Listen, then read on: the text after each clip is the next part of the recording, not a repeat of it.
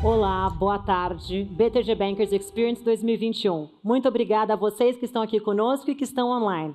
Nosso próximo painel, a gente vai falar de um legado empreendedor e para tratar desse assunto, eu gostaria de chamar nosso sócio sênior, André Esteves, e nosso CEO, Roberto Salute. Bem-vindos.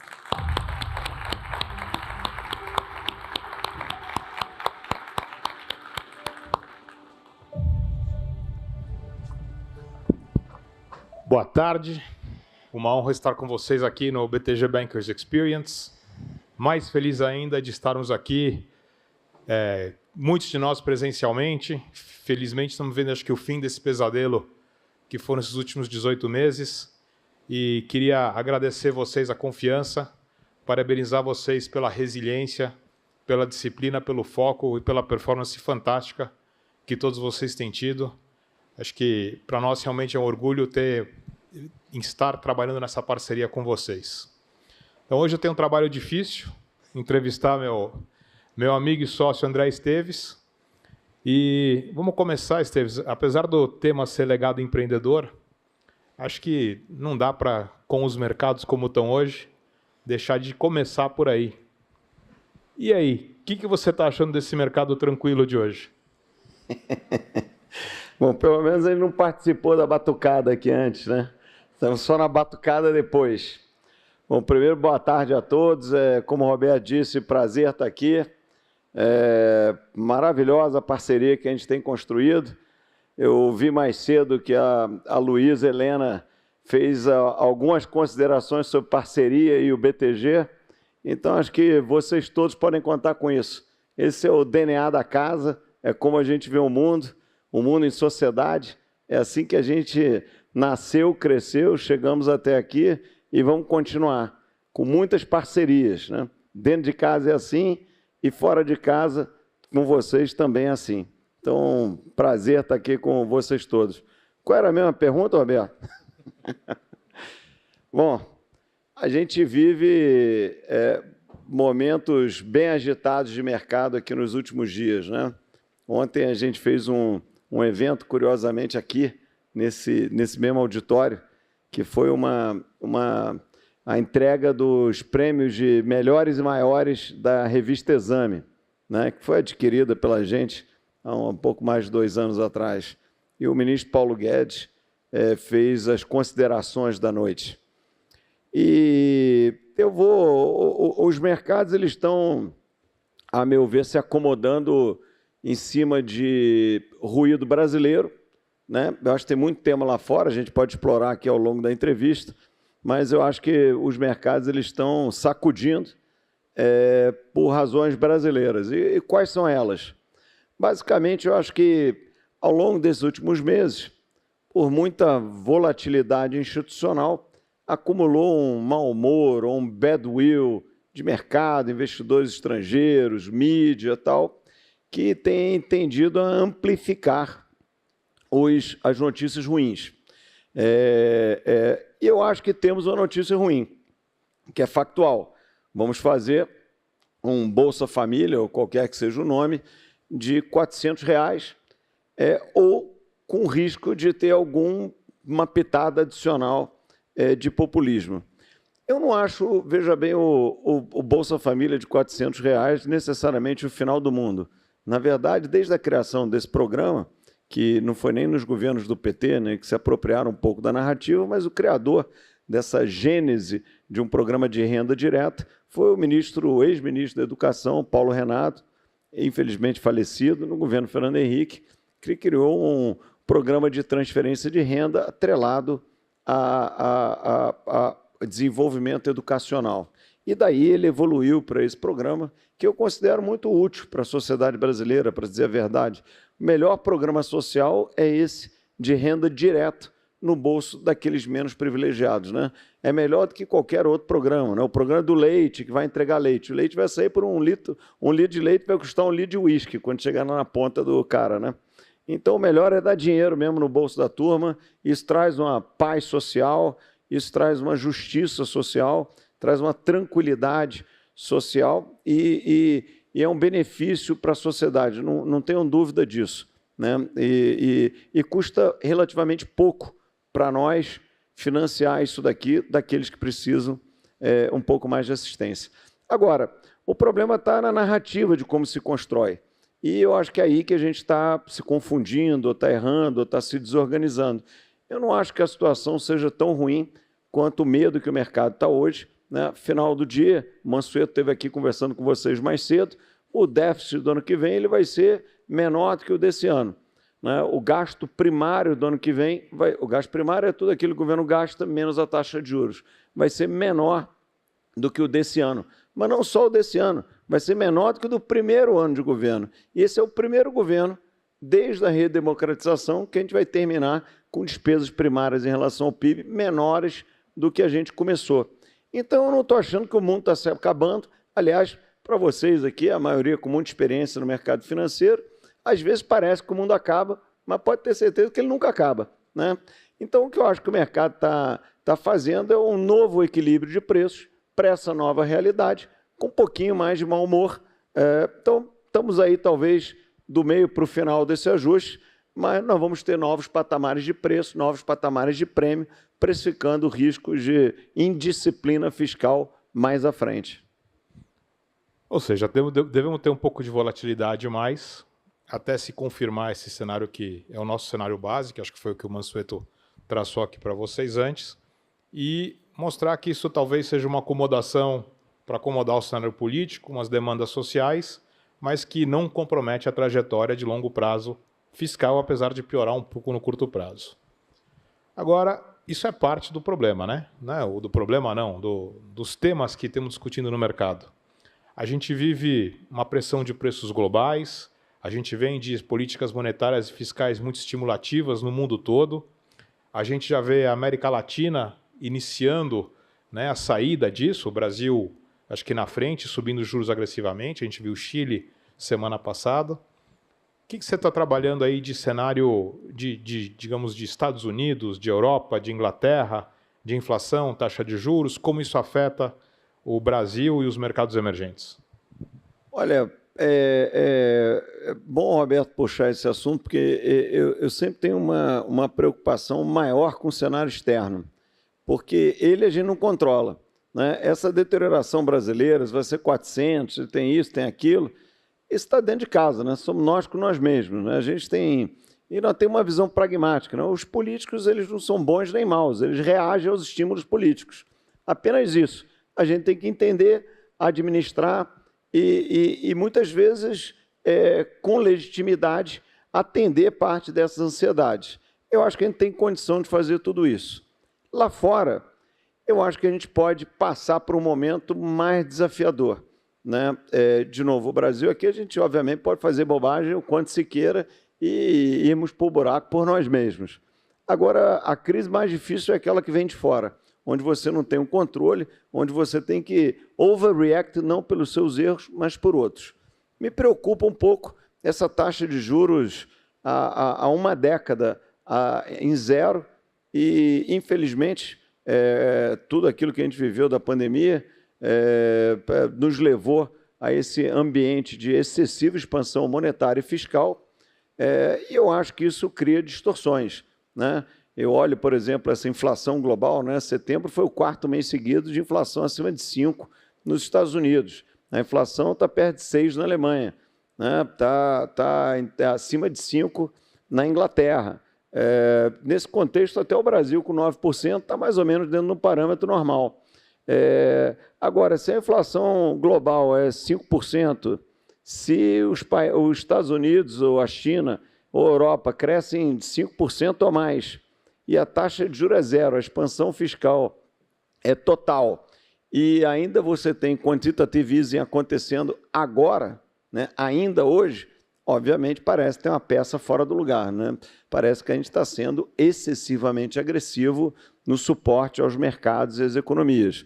Eu acho que a festa está chegando num ponto que todo mundo está dançando em cima da mesa, o pessoal já bebeu demais, está precisando chegar alguém, baixar um pouquinho a música, acender um pouquinho a luz, dar uma rodada de glicose, porque o pessoal está animado demais. Então, os bancos centrais não estão agindo e a festa está pegando fogo. Daqui a pouco alguém taca fogo no negócio, porque está animado demais. Então, eu estou um pouquinho preocupado. eu acho que está na hora de alguém com estrela no peito entrar um xerife nesse salão, que significa puxar um pouco a política monetária, segurar a política fiscal, parar com esse quantitative easing o mais rápido que puder, porque eu acho que requer uma disciplina. E por que disso, né? Vocês estão vendo aqui um disruption de cadeias produtivas globais. Vocês estão vendo uma coisa não necessariamente relacionada a isso, mas uma crise de energia também global. Falta carvão na Índia, falta carvão na China, falta gás natural na Europa, o petróleo é $86, isso porque a gente não chegou no inverno americano, que o estoque de gás natural nos Estados Unidos está muito, muito fino. Se tiver um inverno forte, aí a crise vai mudar de patamar na energética. Ora, está mais do que na hora, nós aqui somos educados num país de política monetária muito ativa, né? Estamos aí, nosso Banco Central, um dos pioneiros a apertar corretamente a política monetária. O que a gente está vivendo é um livro-texto, um choque de oferta, cuja resposta livro-texto é você reduzir um pouco a demanda para isso tudo dar uma equilibrada. Mas estamos um pouquinho atrasados em relação a isso, a gente pode discutir depois por quê. Isso está me preocupando um pouco. Então, se nosso cenário base estiver correto, o Brasil vai continuar subindo juros, vai buscar essa acomodação ao novo cenário fiscal, e quando tiver, provavelmente no final desse ciclo, a gente vai começar a ver um aperto de ciclo monetário lá fora. Isso, como a gente já viu várias vezes na nossa carreira, né? Desde que a gente está junto, a gente já viveu crise do México, crise da Ásia, crise da Rússia, a desvalorização no Brasil, default da Argentina, primeira bolha dos Nasdaq, 11 de setembro, eleição de 2002, subprime, por aí vai. Né?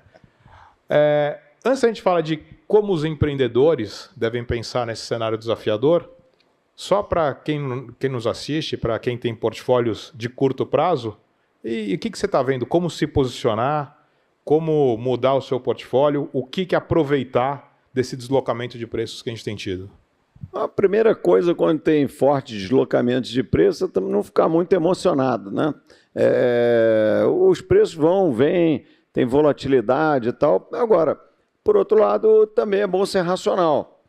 Na hora que você tem LCAs, LCIs de bancos de primeira linha, pagando mais de 11% por 3 anos, por exemplo, parece um bom produto, né? Então, eu acho que tem movimentos que podem ser feitos, que são readequações aos portfólios. De novo, essa conquista do Brasil do solid single digit, né, que a gente tem falado por algum tempo, uma hora ele vai ser 2, outra hora ele vai ser 9, uma política monetária ou frouxa ou apertada, eu acho que a gente não deixou para trás, né? Mal ou bem, o déficit primário ano que vem vai ser provavelmente abaixo de 1% ainda, a inflação vai voltar para uns patamares aí de 4,5%, 5%, então nós vamos mais ou menos normalizar, provavelmente a taxa de juros em algum momento, no meio do ano que vem, vai começar a cair até aí uns 6%, 7%, alguma coisa desse tipo. Aí depende um pouco de como é que vai estar a eleição, como é que a gente vai lidar com o processo fiscal do ano que vem, etc. Eu acho que a discussão crítica é a que a gente está vivendo agora, né? Essa combinação de PEC de precatórios, orçamento do ano que vem, Bolsa Família. Na hora que a gente passar isso aqui, nós vamos ter uma certa tranquilidade. Num novo nível de preço. Pode ser que a taxa de juros de médio prazo esteja em 12, a Bolsa esteja em 100 mil pontos, o dólar esteja em 5,70, pode ser que esse seja um novo patamar de preço.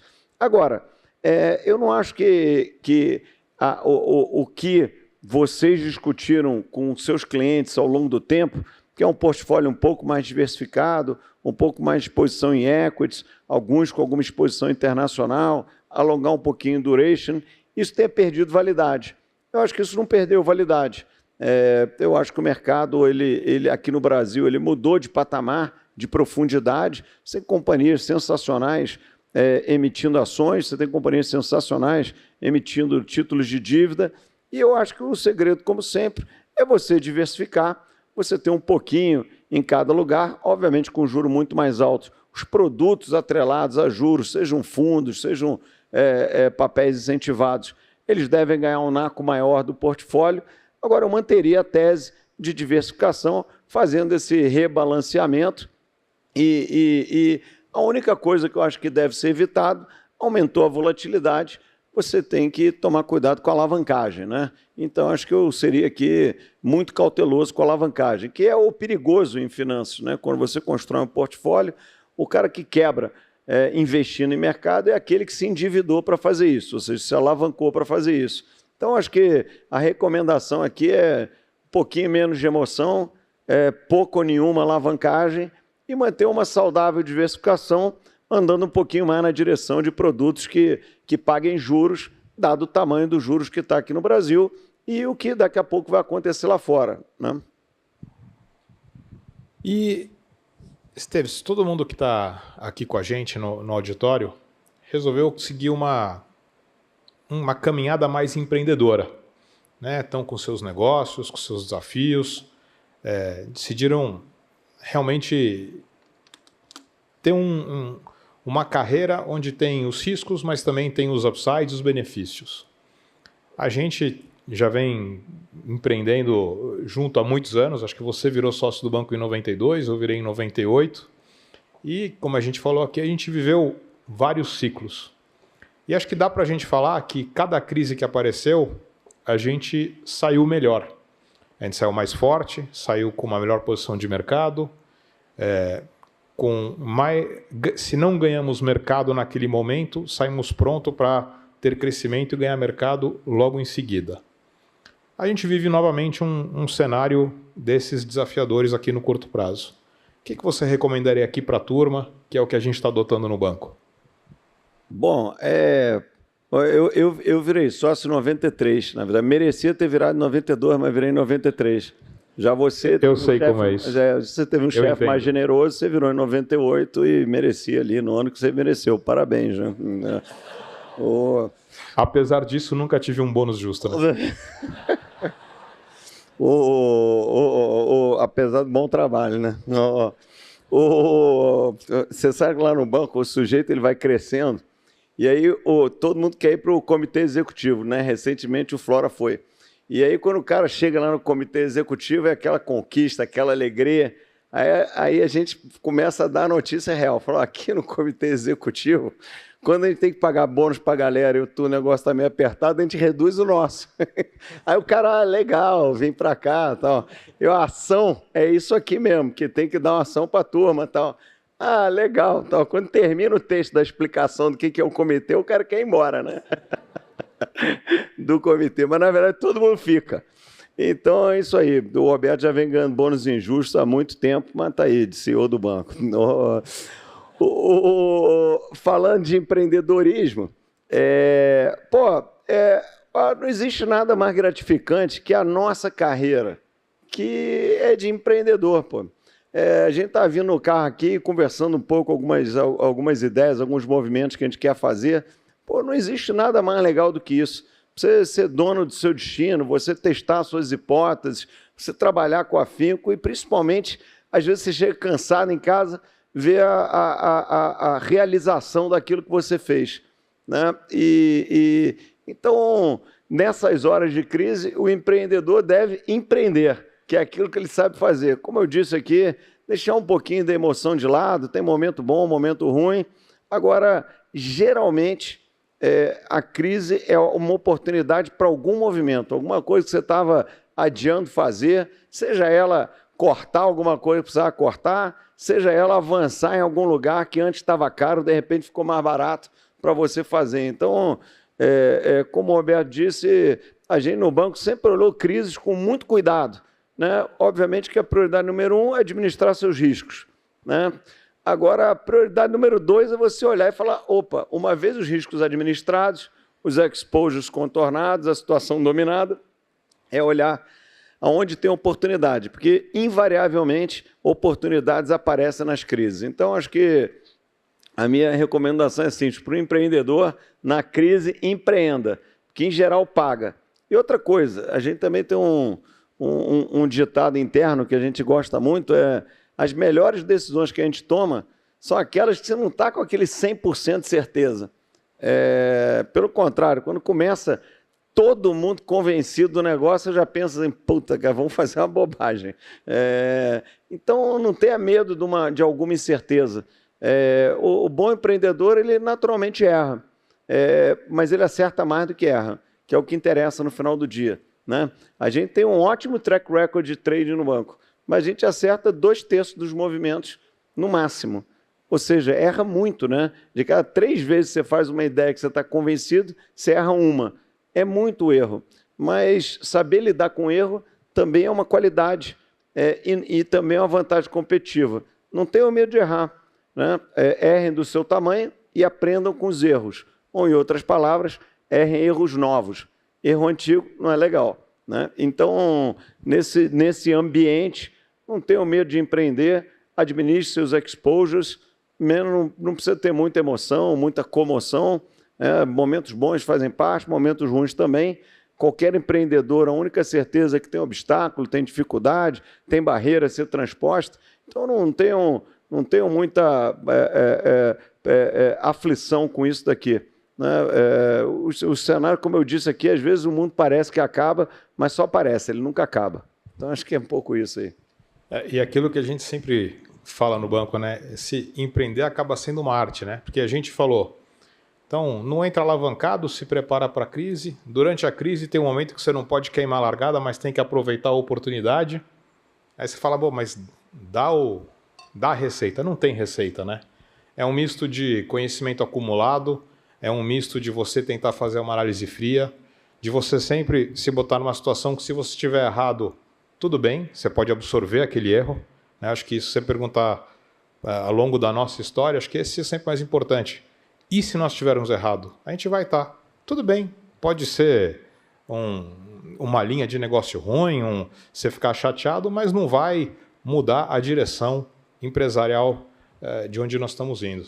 Acho que isso é muito importante. Que a gente sempre diz, né, Sérgio? Acho que para vocês que estão construindo o time, formando equipe, no banco a gente tem 3 mantras que acho que deve ser muito similar ao de vocês, né?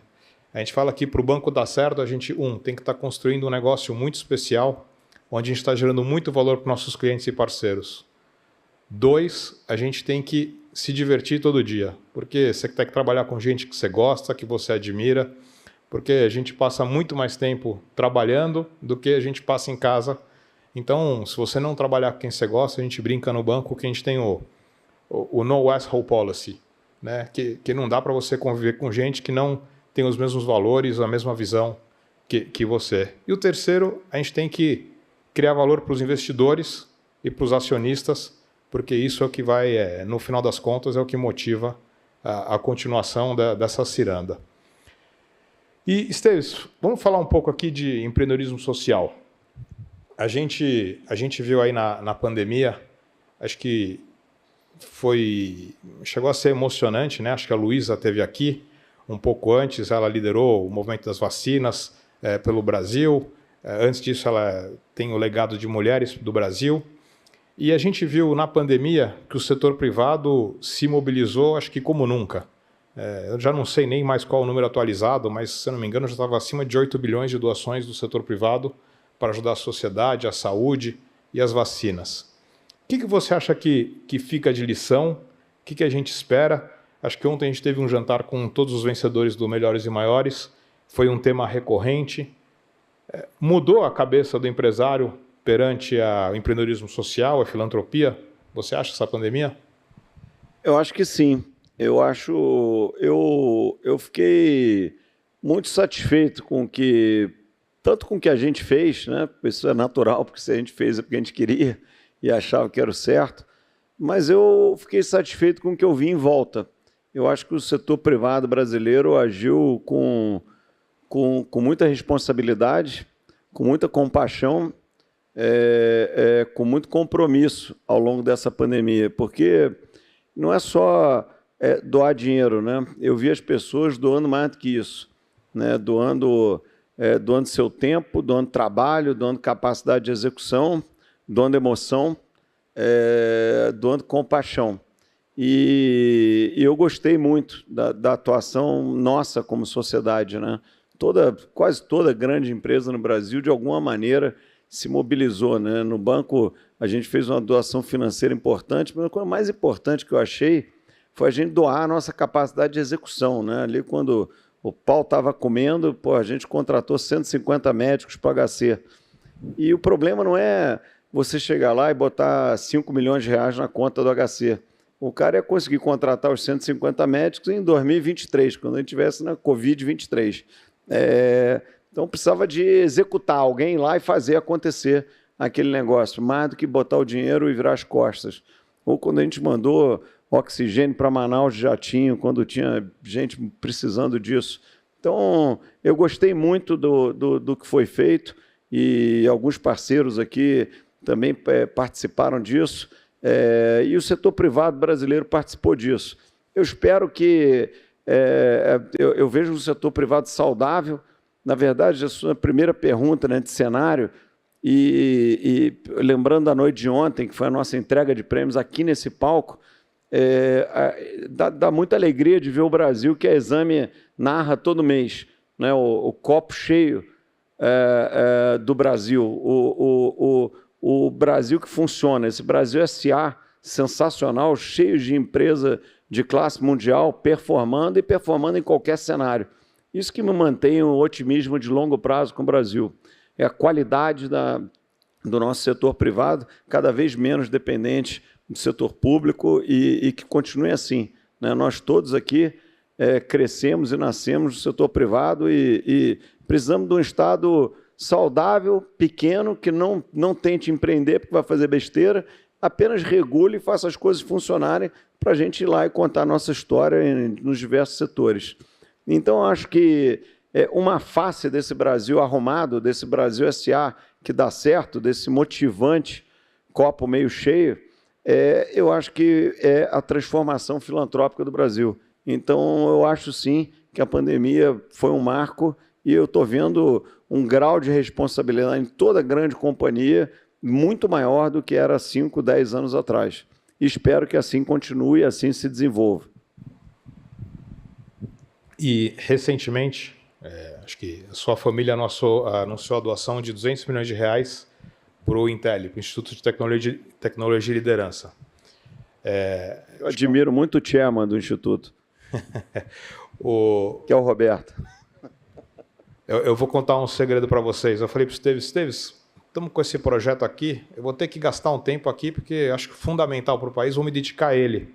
Então, vou ter que trabalhar um pouco menos no banco para focar nisso. Não, fica tranquilo que é o banco, mas você segue trabalhando.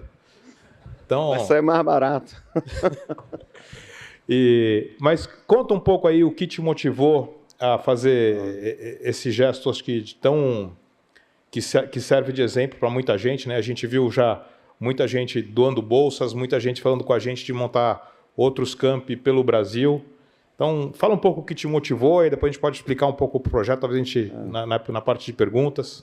Só uma curiosidade, por acaso, hoje o Rubens Ometo me ligou de manhã, eu me esqueci até de falar, dizendo que ele quer abrir uma faculdade igualzinha a nossa.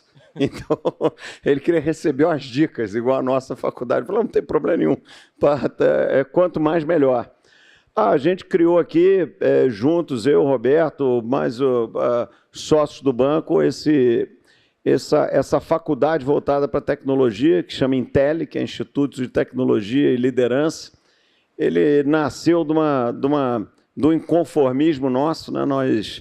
Nós fomos primeiro um time nosso foi rodar lá pelo Silicon Valley e visitando um grande venture capitalist lá, perguntaram se o cara ia investir no Brasil, e o cara falou, olha, investir no Brasil eu não vou não, porque falta engenheiro no Brasil, e as empresas vão ter um gargalo de crescimento. Pô, nós ficamos um pouco reflexivos, curiosos, inconformados com essa resposta. E 6 meses depois, nós estávamos numa conferência do Brasil at Silicon Valley, lá em Stanford, e estava eu, o Roberto, na plateia, e esse cara estava no palco sendo entrevistado num evento brasileiro, né? E alguém foi e perguntou para ele, pô, mas e aí, estamos aqui no evento brasileiro, essa é um sócio da Sequoia, né, que é o maior venture capital do mundo. Pô, e aí, vocês vão investir no Brasil? O cara, o Brasil, gosto muito do Brasil, mas não vou investir, não. Porra, por que você não vai investir? Não, porque vai faltar engenheiro. E, pô, a gente voltou para casa perturbado um pouco com aquilo e decidimos fazer uma coisa. E eu acho que decidimos criar uma escola de inteligência, de excelência, focada em tecnologia, que seja da mesma classe das melhores escolas mundiais, né? A gente usa o MIT de exemplo, mas pode usar várias, mas fazer esse negócio aqui no Brasil. Né? A gente tem tantas empresas de classe mundial, vamos fazer uma escola de tecnologia de classe mundial. Então, é aprendizado por projeto, 2 professores por sala de aula, média salarial 3 vezes acima da indústria, um negócio muito, muito focado em excelência. E, além desse ensino tão importante para as nossas empresas, para fechar esse gap de tecnologia, a gente também criou um layer a mais de ambição. Né? É por isso que chama tecnologia e liderança. A gente tem uma ambição de formar líderes, uma ambição de formar cidadãos. Então, além de ensinar tecnologia, nós vamos ensinar que não existe desenvolvimento sem sustentabilidade, não existe sociedade saudável sem Estado de Direito e, principalmente, que a riqueza ela é exclusivamente fruto do trabalho. Né? É aquilo que a gente acorda cedo, chega à tarde, às vezes cansado, mas realizado pelo que conseguiu executar, pelo que conseguiu construir. E assim a gente espera que crie líderes dentro dessa área que ajudem a transformar a nossa sociedade em algo tão essencial para o desenvolvimento das nossas companhias, que é a tecnologia. Então, o projeto é 100% filantrópico, a gente vai dar mais ou menos quase metade dos alunos vão ter bolsas integrais, que vários parceiros doaram por aí, e estamos muito animados com isso. Espero também que sirva de exemplo para outros que tiveram o privilégio de acumular conhecimento e capital, possam investir no futuro. Não existe nenhum investimento melhor do que esse daí para o futuro da nossa sociedade. Então, essa daí é a tese do Intel. Fevereiro do ano que vem começam as aulas. Então, quem quiser mandar seus filhos, sobrinhos, amigos, pode mandar, porque o ensino vai ser igual a qualquer escola de primeira linha nos Estados Unidos. Acho que vamos aproveitar aqui e tem um microfone aqui para quem quiser fazer perguntas. Enquanto quem quiser levantar a mão, pedir o microfone, vou aproveitar aqui, Seves, fazer uma pergunta, te deixar no... A Luísa já passou A Luísa já passou as instruções das perguntas, né? Que é direto, sem discurso, bem daquele jeito dela, bem não direto, né? Então, eu vou fazer uma pergunta que eu vou te deixar numa situação difícil. A gente sempre fala aqui que a gente erra muitas vezes e faz parte. Quais foram os maiores erros que você acha que a gente já cometeu? Qual foi o maior ou os maiores erros que a gente já cometeu para a gente passar para a turma, para eles aprenderem com um pouco da nossa experiência? Bom, primeiro, a gente pode ficar aqui até às 9 da noite, né, falando das bobagens que já fizemos. E, na verdade, toda segunda-feira de manhã eu chego no banco pensando, pô, tomara que a bobagem que eu faço essa semana seja pequena, porque alguma eu vou fazer. Então, faz parte, né? Só erra quem faz. Então, qualquer um de nós aqui, vocês estão na mesma categoria que a gente, vocês são fazedores. Então, como eu já disse antes, convivam com leveza com o erro. Aprendam com ele e errem do tamanho que vocês administrem.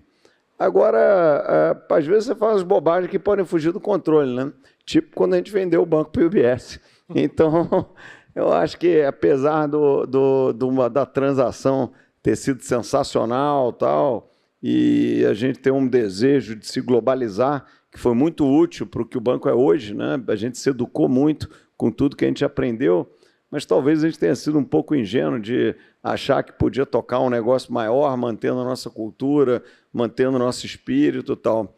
Então, talvez esse tenha sido o maior de bate-pronto aqui que a gente cometeu. Ainda bem que a gente teve o talento, a perseverança, a serenidade de corrigir o erro e buscamos a hora certa e resolvemos essa daí. Mas dessa bobagem a gente não vai fazer de novo. E, diga-se de passagem, aproveitamos uma crise global para resolver, né? Foi justamente quando nas crises aparecem as oportunidades. Mas vamos abrir para a pergunta. Tem alguma pergunta na plateia? Tem bem ali no meio. Só levantar a mão e... Se puder se apresentar, por favor. Vanessa Calfada, Blackbridge. Sou autônoma também. Eu queria saber, a Intel, ela é um ensino de graduação? É um ensino médio? A partir de que idade? Fala, Chairman. A gente, quando foi estudar o que fazer, a gente gastou muito tempo estudando, porque a gente tinha uma dúvida. O que a gente vai fazer? Vamos formar tecnólogo? Vamos fazer curso profissionalizante? Vamos fazer curso executivo? Vamos fazer uma trilha para o ensino médio? E a gente estudou bastante, viu tudo que tinha lá fora, e a gente chegou à conclusão que o que a gente geraria mais impacto no curto prazo e daria mais opcionalidade para fazer depois no futuro seria um curso de bacharelado, ou seja, a gente formaria bacharéis em tecnologia, onde depois a gente poderia agregar a isso talvez cursos executivos, talvez uma trilha para o ensino médio, mas então todos que se formarem lá vão sair engenheiros formados com skills de business e liderança e com os valores que o Esteves mencionou aqui. A gente acha que isso depois, no futuro, nos dá a opcionalidade de abrir outros campi pelo Brasil, que foi até um compromisso nosso com o Silvio Meira, que é um dos fundadores do Porto Digital e membro do nosso conselho, e nos dá muita opcionalidade de também fazer cursos menores ou em outros segmentos, que acho que a gente gera muito valor para a sociedade brasileira. Respondido. Tem uma lá embaixo. Oi, boa tarde. Eu sou o Diego Ramiro, Miura Investimentos, escritório de assessor de investimentos. A minha pergunta é sobre nós, assessores de investimentos. O banco recentemente criou essa área de assessoria de investimento há alguns anos. Queria ver a visão de vocês, o que é esse mercado daqui para frente, dada a estratégia do BTG para o mercado de assessoria de investimentos. Olha, a nossa visão estratégica hoje é a mesma de quando a gente começou o negócio. A gente esperou um pouquinho, né? De um certo modo, partimos atrasados, porque a gente queria ver o amadurecimento da regulação. E a regulação amadureceu, se consolidou em linha com os mercados globais, basicamente o mercado americano.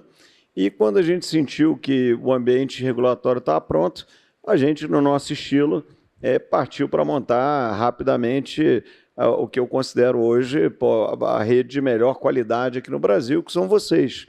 Né? A gente procura focar, não mudamos a nossa visão inicial, né, num top quartile de agentes autônomos de investimentos, ou seja, pessoas mais qualificadas, num grupo de clientes mais qualificado, que eu acho que é uma coisa mais fácil de administrar, do ponto de vista de educação, treinamento, compliance, etc., e potencializa o cross-sell com os produtos do banco. Não adianta nada a gente pegar aquele varejão tal que ele não vai adicionar muito valor, vai dar mais trabalho para administrar, dá mais erro operacional, dá mais problema de compliance. A turma do pastel com cerveja não é muito o nosso estilo. Então, a gente tende a ter uma rede que é um pouco menor, talvez, do que a maior existente, em quantidade, mas certamente vai ser muito melhor em qualidade. E é isso aqui que a gente está focado, vocês são um exemplo disso, nós vamos continuar crescendo, o mercado vai continuar crescendo, né? Eu acho que existe uma enorme atratividade na ideia do agente autônomo de investimento, é uma demanda natural, né? A gente olha como se desenvolveu o mercado americano, nós estamos indo exatamente naquela mesma direção. Acho que é uma oportunidade sensacional para vocês todos aqui nos assistindo, e uma ótima para a gente, que amplia a nossa oferta de produto de uma maneira mais leve, mais simples, mais aguerrida e mais qualificada do que as grandes redes de agência bancária. Então, nós estamos animadíssimos com o que a gente concebeu, com o que a gente está executando e com o que a gente está vendo no futuro de curto, médio e longo prazo. Aqui, vamos embora. Marcelo Vieira, da LV Consultoria. A gente está engatinhando ainda no Brasil com o mercado de capitais, comparado com os países do exterior. E a gente está vendo aí algumas mudanças significativas aí se desenhando no cenário fiscal do Brasil. É água no chope? Olha, o chope às vezes sempre pode ficar meio aguadinho, né? Mas não vai terminar a festa, não. Eu acho que, veja bem, a gente sofre diversas transformações ao mesmo tempo, né? Você citou o desenvolvimento do mercado de capitais brasileiro. Tem uma coisa que nada tem a ver com o Brasil, mas é uma evolução, uma transformação da natureza da intermediação financeira. Hoje, o pão com manteiga do financiamento corporativo se dá via mercado de capitais. Então, o job description de um grande banco americano, há 20 anos atrás, era emitir um CD e fazer um loan. Hoje, dar um advice para uma companhia que vai emitir um security, que vai ser distribuído a um grupo de investidores, que vai ser, depois vai research esse security, market make esse security e, eventualmente, ele vai dar um bridge loan para aquela empresa ou vai dar uma alavancagem para aquele investidor. Então, a natureza da intermediação financeira mudou e caminhou na nossa direção, onde a gente tem o maior market share, o maior expertise, maior liderança, maior conhecimento, maior track record. Isso é muito bom. O Brasil, a despeito de todas as idas e vindas ou da volatilidade de agora, ele está sofrendo uma deterioração, mas não significa que o Brasil está descendo ladeira abaixo. A gente vai achar um novo patamar de preço, que é incomparável a qualquer outro patamar de preço que qualquer um de nós tenha visto na nossa vida. Como eu disse aqui antes, uma hora a taxa de juros vai estar em 2, outra hora a taxa de juros vai estar em 9. Agora, é uma enorme mudança de quando ela estava uma hora em 15, outra hora em 30. Esse mundo do 2 dígitos plus, eu acho que ele ficou para trás. O grau de bobagem que a gente precisa fazer é muito alto para a gente chegar lá. Eu acho que a gente está no grau de bobagem admitido no mundo relativamente novo. Que tem outras coisas estruturais que aconteceram, né? O fim dos subsídios excessivos do BNDES, coisas que foram sendo corrigidas ao longo do tempo, que melhoraram muito, né? O Brasil hoje não tem dívida externa. Na verdade, o Brasil é long dollars, né? A dívida externa é menor do que as reservas cambiais, ou seja, quando o dólar desvaloriza, a dívida pública cai. O BNDES não tem mais subsídio, ele empresta a níveis parecidos com o mercado de capitais, o que, obviamente, floresceu o mercado de capitais. A gente fez uma reforma super estruturante da Previdência, de mais de 1,2 trilhões, coisa que ninguém aqui imaginava que a gente ia fazer, e outros países tentaram com governos populares e não conseguiram, por exemplo, a França. Então, eu acho que a gente conseguiu andar para frente. Se você pensar nos últimos 5 anos, né, olhando ainda o governo de transição do presidente Temer, nós fizemos uma reforma trabalhista muito boa, nós fizemos uma reforma da Previdência sensacional, nós fizemos o que eu falei dessa revolução do BNDES com a criação da TLP, nós fizemos algumas reformas microeconômicas importantíssimas, a nova lei do gás, a lei do saneamento, que está promovendo uma enorme privatização de tudo que a municipalidade no Brasil vai vender seu saneamento. Nós fizemos inúmeras concessões, nós temos agora um Banco Central independente, nós mudamos o framework fiscal dos estados e municípios através da PEC emergencial no início do ano. Então, acho que a gente evoluiu bastante para o lado certo. Então, a gente está vendo volatilidade de preço, como vai ter também nos Estados Unidos daqui a pouco. Então, eu vejo como parte do jogo, não estou vendo nenhuma mudança estrutural que mude o rumo da nossa visão aqui de oportunidade.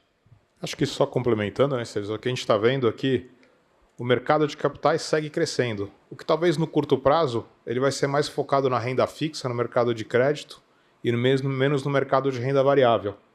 Mas ele segue o caminho do mercado de capitais e dos investimentos saindo dos grandes bancos, onde você tem gerentes generalistas, e caminhando para plataformas como a de vocês, onde você tem um aconselhamento especializado, de conhecimento e personalizado. Acho que essas tendências são seculares. A gente acha que a gente está nos primeiros anos do que vai continuar por décadas. Então você tem o ciclo, onde talvez é mais renda variável, outra mais renda fixa, mais crédito, menos crédito, mas acho que essa tendência secular de busca por aconselhamento mais especializado, plataformas digitais para aumentar a oferta, a qualidade do serviço, vai seguir ano após ano. Só para corroborar o que o Roberto acabou de falar, muito provavelmente no quarto tri não vai ter nenhum IPO. Por outro lado, só o BTG, nós estamos fazendo a maior quantidade de ofertas, mas só o BTG vai fazer 42 emissões de DCM, né? Debt Capital Markets, que vocês vão distribuir. Debêntures de infraestrutura, debêntures simples, desde coisas com 3 anos de prazo a 20 anos de prazo. Então, só mudou um pouco o número do jogo, mas saiu da renda variável, que, por outro lado, no primeiro trimestre tivemos uma série de IPOs follow-ons, para um jogo mais de renda fixa. Como eu disse aqui, se você imaginasse que a gente ia coordenar 42 operações de dívida em um trimestre, E com toda essa volatilidade, elas vão sair, porque o cliente, ao contrário, ele está querendo esse papel. Vocês todos estão sentindo aí que a turma está querendo. Ontem foi o recorde nosso da história de venda de LCA e LCI, lá no BTG, né? Por outro lado, nós não estamos recomendando nenhum cliente que está pronto para abrir o capital agora, porque a bolsa está oscilando, tem muita volatilidade. Então, o cara que quer vender tem medo de vender barato, o cara que quer comprar tem medo de comprar caro, não está na hora de fazer isso. Você segura um pouco e lá na frente você vai entregar esse produto. E vamos para o outro produto, que é o produto que a turma está realocando, que é os produtos de renda fixa, um pouquinho mais no curto prazo, ali numa LCA, numa LCI, num fundo mais ligado à taxa de juros, e no mais longo prazo, uma debênture de infraestrutura de uma boa empresa que ainda tem um spreadzinho de crédito. Então, só mudou o ciclo e cabe a nós, como bons assessores, explicar isso para os nossos clientes e mexer nos portfólios nessa direção, né? Acho que aqui o tempo está acabando, mas dá tempo para mais uma pergunta, né? Pergunta do online que eu queria fazer, aproveitando que a gente está ao vivo. Então, chegou aqui do chat online. Depois a gente pode pegar mais uma da Então, plateia. vamos ser justos, porque o senhor está esperando. Você faz a pergunta, ele faz a pergunta, a gente junta a resposta das duas, tá bom? Combinado. A do online é sobre Intel. Eles estão perguntando como é que vocês vão garantir que vocês vão conseguir manter os formados aqui no Brasil, ou pelo menos atrair e tentar mantê-los. Boa tarde, senhores. Aqui é o Jader, da Ibotirama. Recentemente, o BTG lançou a Mint e passou a ser o primeiro banco brasileiro a transacionar com cripto diretamente. Queria ouvir um pouco de vocês qual a estratégia do banco nesse mercado e a opinião de vocês sobre a ideia dos governos de criar suas próprias moedas digitais. Tá bom. Bom, sobre Intel, eu acho que a faculdade é brasileira, os professores serão brasileiros, os sponsors são brasileiros, e a gente espera que, no nosso treinamento de liderança, a gente ensine às pessoas o potencial do Brasil, o quanto a gente pode transformar o Brasil para melhor, e, de uma certa maneira, ajudar a amar o Brasil também faz parte do job description. Então, esses ingredientes todos, eu espero que os alunos bem formados, assim como nós, ajudem a empurrar o nosso querido país para frente. Então, acho que é essa a concepção, mas não vamos pedir nenhum compromisso de ninguém. Aqui no banco, nossa visão de mundo é liberdade. Então, as pessoas sigam seus rumos, mas eu espero que a vasta maioria fique aqui, ajudando a empurrar a sociedade para frente. E uma coisa muito importante para todo mundo ter na cabeça, né? A Venezuela virou Venezuela porque a elite abandonou o país. E a grande diferença para o Brasil é que nós estamos aqui, né? Então, e quando a gente fala isso, é tudo isso, né? É você tentar educar o mundo político, dar as melhores sugestões, é você ter grandes empresas pagando impostos, contratando e investindo aqui, você ter iniciativas filantrópicas que ajudem a levar a sociedade para um outro patamar. Tudo isso é não abandonar o país. Então, do nosso lado, nós vamos fazer o nosso papel e vamos inspirar outros a fazerem. E acho que eles vão fazer. Sobre a sua pergunta de cripto, que até nem apareceu no nosso bate-papo aqui, mas é uma favorita sua. Eu não estava querendo te botar na saia justa. O Roberto pergunta mais objetivamente, mas e aí o Bitcoin, é bom comprar nesses parcos $66 mil a unidade? Olha, na verdade, a gente tem dois olhares para esse mundo cripto, né? Nós lançamos o Mint, a primeira plataforma bancária de cripto. A gente pretende colocar bastante coisa lá para os clientes de vocês terem acesso e promoverem isso dentro dos portfólios, mas, acima de tudo, o que mais nos agrada nesse mundo são as tecnologias por trás disso, né? Eu acho que o blockchain, decentralized finance, tudo isso veio para ficar. E mais ainda, eu acho que ao longo da próxima década vai revolucionar em parte a nossa indústria financeira. Então, acho que é algo que a gente acompanha, discute toda semana, estuda muito, e dentro da nossa estratégia vamos ter seguidos desenvolvimentos nessa direção. Sobre as moedas especificamente, a gente acredita muito nas moedas funcionais, ou seja, aquelas criptomoedas que foram criadas com um objetivo específico, remittance, outras coisas mais. Eu acho que é uma tecnologia muito inteligente e muito efetiva para diversas finalidades.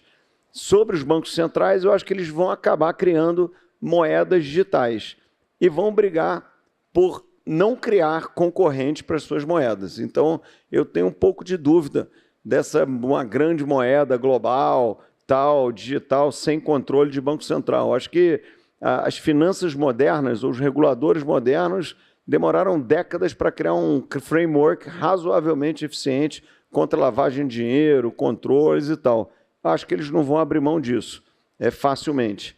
E, nesse contexto, eu vejo com curiosidade o Bitcoin a $60 mil plus. Eu acho que, se alguém quiser apostar em alguma tecnologia, eu recomendaria pouquíssima parte do seu patrimônio nisso e nenhum uso de alavancagem, né? Eu acho que é uma coisa muito nova. Eu, particularmente, não sou muito bullish, né? Acho que a melhor tese para o Bitcoin é ser um digital gold. Mas como eu não gosto de gold, então eu também eu trago o meu preconceito para o digital gold, né? Então, assim, eu sou curioso, respeito a minha própria ignorância, mas não sou comprado nesses níveis de preço, não. Mas acho que, só complementando, a nossa intenção com a Mint e com a oferta disso é que existe uma demanda dos clientes de vocês, dos nossos clientes, para talvez ter uma alocação pequena, diversificada em criptoativos de uma maneira fácil e segura. E é isso que a gente quer disponibilizar, né? Acho que a gente tem que educar e a gente é muito cauteloso em não recomendar nada, mas a gente também sente na obrigação de dar uma opção segura para os clientes investir, caso assim desejem, né? E a diferença da Mint para o resto é exatamente isso, né? Você operar nesse mundo muito novo, né? Sem trocadilhos, muito etéreo de um certo modo, mas dentro de um ambiente com segurança, né? Que tem um banco com credibilidade fazendo a segurança digital, custódio, etc. Tal. Acho que faz muita diferença que numa bolsa que você não sabe direito o que é. Tal. A gente vai ter que ceder um apelo aqui de uma última pergunta, mas a resposta não pode demorar mais que 1 minuto, porque senão vai atrasar muito a programação. Vamos embora. Tudo bem, sou Fabiana Cataldo, da Legend Investimentos. Você me deu a responsabilidade da última pergunta, muito obrigada. Então, eu não vou deixar de perguntar sobre a sua visão das eleições de 2022. Vai ser direita, vai ser esquerda, vai dar centro? Eu queria ouvir um pouquinho aí qual é a sua opinião. Olha, mantendo a disciplina aqui do que o Roberto falou, eu acho que as eleições, ano que vem, elas vão ser decididas ao centro.